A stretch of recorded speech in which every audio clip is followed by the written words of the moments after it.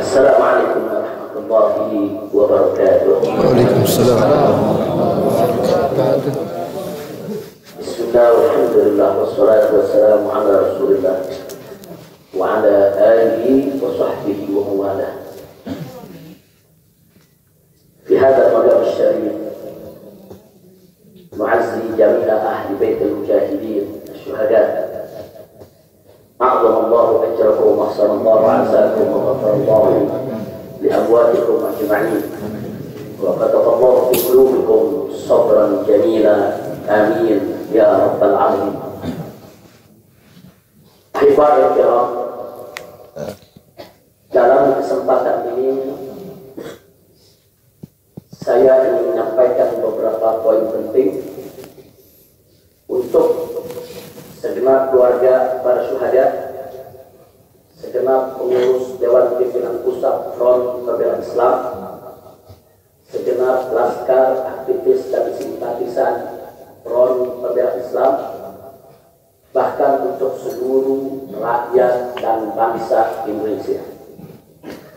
Yang pertama, bahwa keterangan pers secara resmi yang sudah dikeluarkan oleh Dewan Pimpinan Pusat Front Pembela Islam tentang kronologis penembakan yang terjadi isinya adalah benar. Sekali lagi saya sampaikan, kronologis yang sudah dibuat dan sebarluaskan oleh Dewan Pimpinan Pusat Front Pembela Islam, saya memberikan kesaksian sebagai salah satu saksi korban yang ada dalam kejadian bahwa isi keterangan pers itu benar. Yang kedua, yang ingin saya sampaikan di sini bahwa pada saat kejadian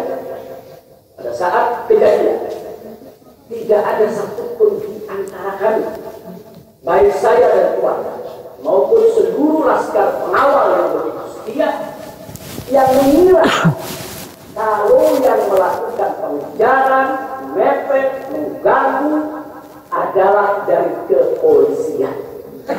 Sama sekali kami tidak pernah menduga, kami tidak pernah mengira, apalagi kami menuduh. Yang kami tahu, mereka adalah orang-orang jahat yang ingin mencelakakan kami. Dan jumlah mereka bukan 1, 2, 3 mobil. Banyak sekali mobil saling silih berganti, berupaya untuk maju ke depan, untuk bisa sampai ke mobil Habib Hanif yang persis ada di belakang saya, bahkan untuk bisa mencapai mobil saya yang ada di depan. Tapi dengan gagah luar biasa, para syuhada kita, laskar-laskar pengawal yang paling belakang ini, sudah ada 2 mobil. Luar biasa. Mereka cerdas, mereka brilian, mereka berani. Mereka dengan begitu luar biasa mengendalikan situasi dan kondisi sehingga para penjahat tadi tidak satupun yang berhasil untuk mencapai kami. Bukan bagaimana sigapnya mereka, cerdasnya mereka, pintarnya mereka, beraninya mereka tanpa senjata. Itu kedua yang ingin saya sampaikan. Dan poin ketiga, bahwa tuduhan kalau pengawal-pengawal kami dipersenjatai adalah fitnah besar, bohong besar, sehingga ada satupun pengawal kami yang dipersenjatai, karena kami tidak pernah mengira sekali lagi kalau kami akan diperlakukan seperti itu. Pengawal-pengawal ini pengawal standar keluarga biasa, pengawal standar keluarga biasa. Saya ada 4 mobil, semua isinya keluarga, anak, mantu, saudara, cucu kami semua ikut. Ada 3 masih bayi, masih minum air susu ibu. Dan masih ada yang 4 saudara yang di bawah 5 tahun, bahkan yang di bawah 3 tahun. Jadi benar, ya kami sekeluarga semua sudah. Nah, jadi yang ingin saya sampaikan di sini adalah para laskar ini mengawal, tugas mereka mengawal, bukan untuk mengganggu siapapun. Jadi sudah benar mereka melaksanakan tugas. Ketika begitu banyak mobil ingin menyalip, ingin membahayakan kami, mereka melakukan tugas dengan sangat cantik. Mereka tidak mencelakai orang dengan sangat cantik. bagaimana mereka mengusir satu persatu mobil-mobil tersebut sehingga tidak berhasil masuk ke dalam rombongan. Dan subhanallah, ya Allah, yang keempat yang ingin saya sampaikan di sini, dengan takdir Allah, laulahu, tanpa mereka ingin para syuhada, mungkin kami sudah digiring ke medan pembantaian yang mereka rencanakan. Allah mentakdirkan sesuai dengan kehendak Allah Subhanahu wa taala. Demi Allah, saya dan keluarga siap setiap saat untuk menghadapi mati syahid, ya Allah. Mundur serangkah pun juga tidak akan pernah takut untuk menghadapi segala ancaman dan teror. Maka itu saya sampaikan sekali lagi, 6 laskar yang mati syahid ini, mereka laskar yang luar biasa, mereka laskar yang setia. Bahkan Anda bisa dengarkan dalam rekaman-rekaman yang tersebar, yang viral di mana-mana, ya Allah. Bagaimana mereka tertawa, saudara senang begitu melihat saya dan keluarga semua sudah terbebas dari penjara. Begitu mereka melihat saya dan keluarga semua sudah berhasil meluncur keluar dari penjara, mereka senang. Padahal sebentar lagi mereka akan dibantai, mereka digiring ke medan pembantaian. Dan sampai saat itu kami tidak pernah tahu kalau mereka yang melakukan pembantaian adalah pihak kepolisian. Kami tidak pernah tahu, kami tidak pernah suudon, kami tidak pernah menuduh. Bahkan dalam keterangan pers Dewan Pimpinan Pusat Front Pembela Islam masih dicantumkan orang yang tidak dikenal. Karena kami tidak berani menuduh siapapun tanpa bukti, kami tidak berani menuduh siapapun tanpa saksi. Itu ajaran Islam. Tidak boleh kita menuduh siapapun tanpa bukti dan saksi, ya Allah. Tapi subhanallah, tatkala dari pagi sampai siang kami kerahkan laskar-laskar Kerawang dipimpin oleh pimpinannya masuk ke setiap rumah sakit di wilayah Kerawang, masuk ke setiap kantor polisi, saudara, di Kerawang, menyapu bersih itu jalan tol, saudara. Setiap rest area didatangi semua dalam rangka untuk mencari para syuhada ini. Di mana mereka? Di mana mereka? Tapi subhanallah, akhirnya Allah buka mulut yang membantai, saudara. Allah buka mulut mereka. Allah buka mulut mereka, saudara. Tidak bisa mereka sembunyikan, saudara. Allah Maha Kuat, Allah Maha Besar, Allah Maha Kuasa. Allah buka siang itu Kapolda Metro Jaya mengaku, ya Allah. Kalau para penyerang, para penyegar, para penuntut, saudara, yang kami semua juga mereka bajingan penjahat, saudara, yang ingin mencelakai kami, ternyata diakui sebagai bagian daripada penyelidikan, bagian daripada penyidikan Polda Metro Jaya. Bukan kami yang menuduh, mereka yang mengaku, ya Allah. Kalau mereka menutup mulut, tidak pernah mengaku, sampai kapanpun kami tidak akan pernah tahu, ya Allah. Subhanallah, Allah, hanya hitungan jam, saudara, Allah buka mulut mereka. Padahal kalau mereka tutup seumur hidup pun kami tidak tahu, ya Allah. Tapi Allah Maha tahu, Allah Maha berkehendak. Allah buka mulut mereka, saudara. Allah buka pengakuan mereka, saudara, sehingga sekarang menjadi terang benderang siapa para pelaku penjahat itu, saudara. Ini poin-poin penting yang ingin saya sampaikan. Dan semalam, saudara, kita sudah membentuk tim untuk memeriksa secara utuh bagaimana kondisi daripada 6 jenazah syuhada kita. Saya sudah mendapatkan laporannya secara lengkap. Nanti pada saat yang tepat akan kita adakan siaran pers secara nasional, dan saya sampaikan kepada semua, seluruh bangsa dan rakyat Indonesia, kami akan menempuh jalur hukum secara prosedur. Kami akan kejar siapapun yang terlibat dalam pembantaian ini. Kami tidak akan biarkan mereka tidur tenang.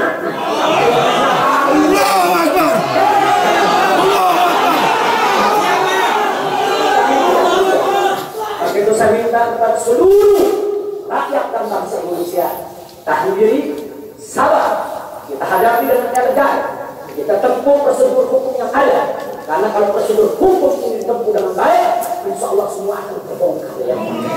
Siapa yang melakukan pembantaian di medan lapangan, sampai siapa yang menjadi otak, saudara, yang mengatur ini semua akan terungkap. Tapi kalau Anda emosi, kalau Anda berjuang sendiri-sendiri, maka ini akan terkubur, tidak akan pernah terungkap, ya Tuhan. Maka itu saya minta sekali lagi, sabar, sabar. Ada saatnya, ya Tuhan. Ada saatnya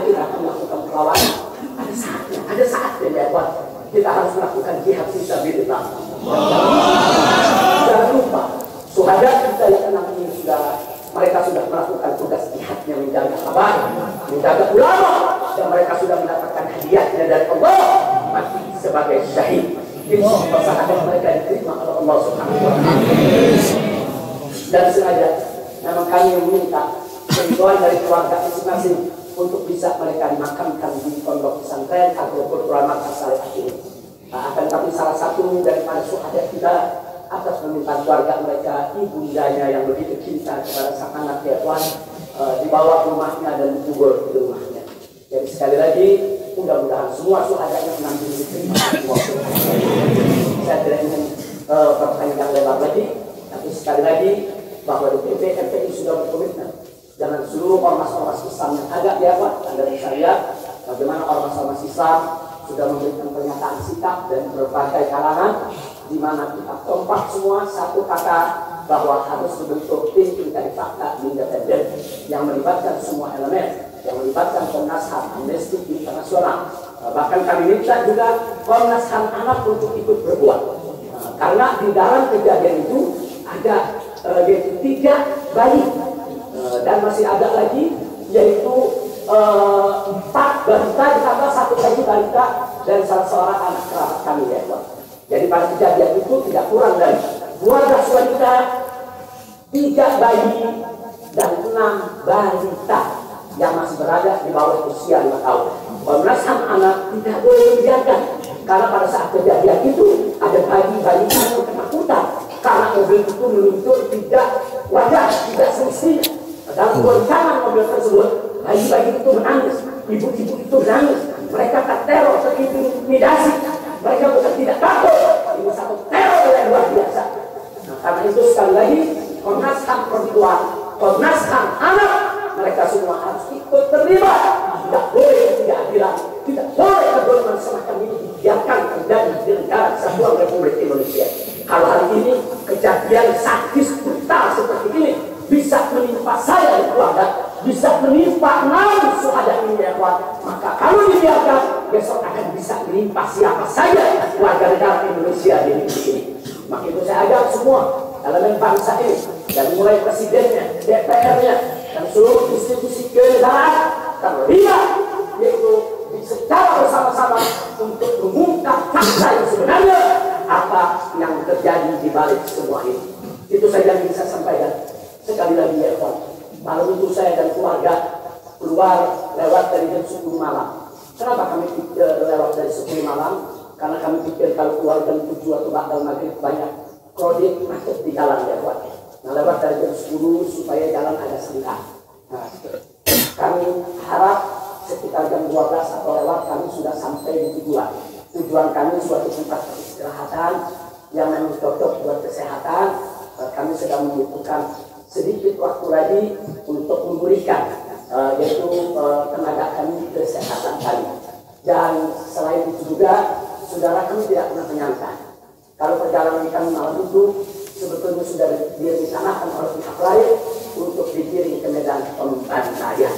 Kami tidak pernah menyangka dan kami tidak pernah menduga tujuan kami hanya tempat peristirahatan, sehingga kalau jam 12 atau setengah 1 kami sudah sampai, kami beristirahat dan sungguh kami punya pengajian keluarga, baca Al-Quran, baca hadis, baca zikir, hanya khusus untuk keluarga kecil kami saja, untuk anak, menantu, cucu, dan untuk babysitter yang menemani cucu-cucu kami, itu juga untuk beberapa anggota kerabat kami. Jadi kami tidak pernah menyangka acara yang sebetulnya begitu sederhana, indah, saudara, ternyata sedang dikirim ke medan pembantaian. Dan subhanallah, akhirnya kami semua selamat.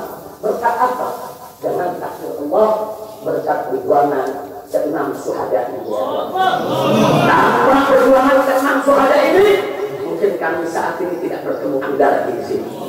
Maka itu saya sampaikan sekali lagi kepada keluarga para syuhada, warga para syuhada, Anda semuanya harus bersabar kepada Allah Subhanahu wa Ta'ala, ridho kepada keputusan Allah, dan jangan khawatir, keluarga Anda yang kembali kepada Allah ini mati sebagai syahid, Allah akan masukkan mereka ke dalam surganya, dan Allah akan berikan kepada mereka kelak syafaat untuk menolong untuk seluruh anggota keluarga bisa dimasukkan ke dalam surga.